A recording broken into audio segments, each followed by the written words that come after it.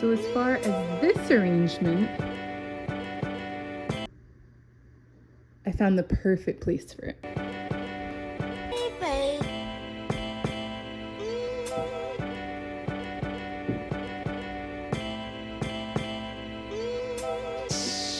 Okay, we now have a mirror. I absolutely love it. I love centering it here. You could always go for an asymmetrical look, but for me, I think with this mirror, I want it in the middle. So let's go ahead and style the rest of this. And right now, as you can see, there's something in the middle, something on the left, but nothing on the right. And one of my absolute favorite things to do is to layer art, like layer frames. I love the way that looks. And it just so happens I have this framed piece of art. I got this at TJ Maxx a few months ago that I love. It just, to me, like, you know, symbolizes gathering and friends and just community. So I love that. I'm gonna put this on the right and layer it over the mirror.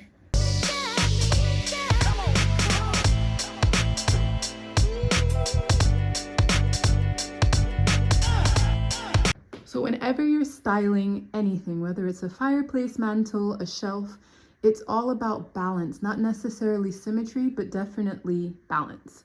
So I just realized I did this off camera. I moved the vase farther to the left, which has left this kind of open space here.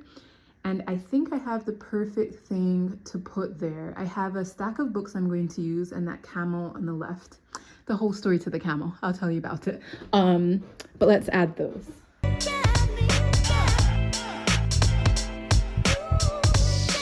So I've got two books here. How to Love a Jamaican. I absolutely love this book.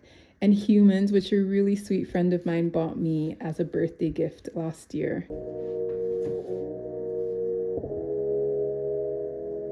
I think I'm gonna put the camel in front of the mirror so we can see more of it. And that's a trick to keep in mind as well. If you have a piece that you love, I would recommend putting it in front of a mirror so that you can see it even more. I mean, mirrors literally multiply, right? So if you love a piece, you probably want to see more of it. You probably wish you had more of it. A great trick to do that, to kind of make that a reality, to manifest that, if you will, is to put it in front of a mirror, some kind of reflective surface. So I'm going to do that with this camel.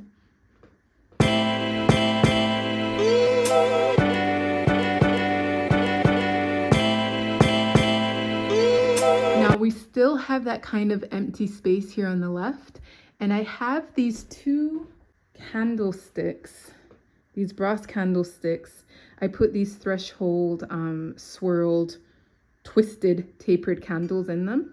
Wow, they're making a lot of noise. And I think those will be great for that empty spot. Obviously, I am not lighting them there because we have dried florals next to them, and that sounds like kindling, you know? Highly flammable. Don't do that. But for the look of it, since I will not be lighting them in this spot, I think it will work really well.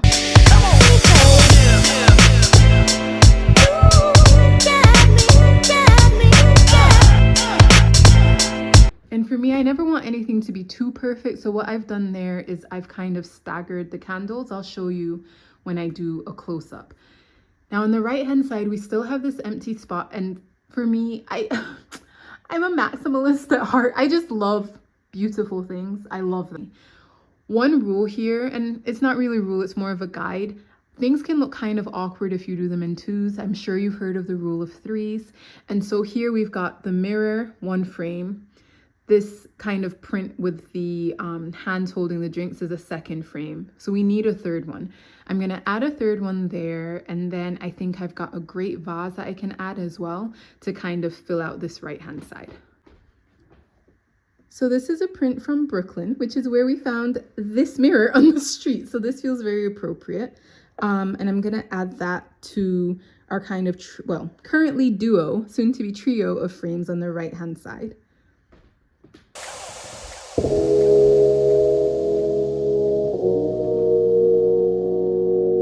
Tip when you're layering frames is that you want them to be different sizes so that each of the frames can kind of peek through.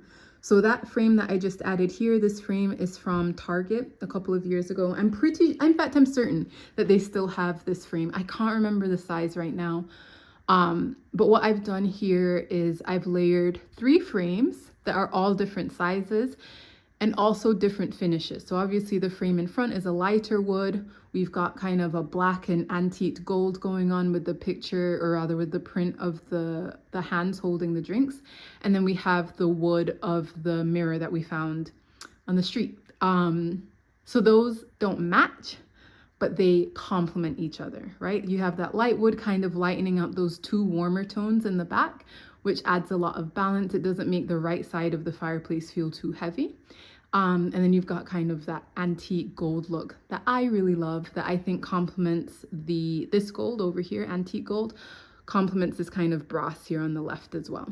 Okay, so let me add the vase that I just got. I feel like it's gonna look so good in here on the right hand side, and then I think we're done.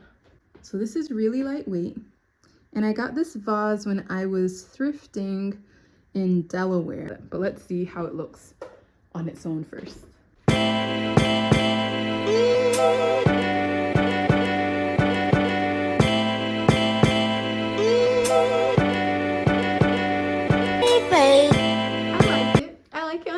But it needs some height, right? So again, remember, balance. So we have all this height over here with these stems on the left.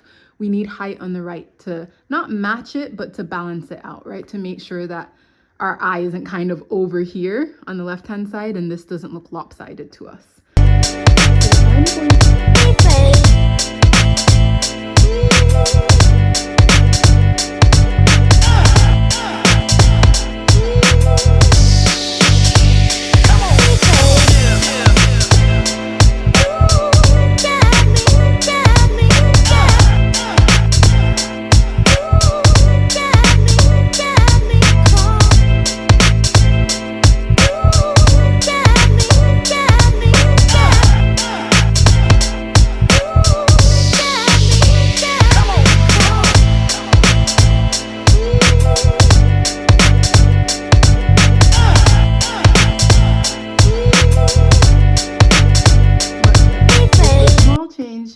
Big impact. So I think we're done here.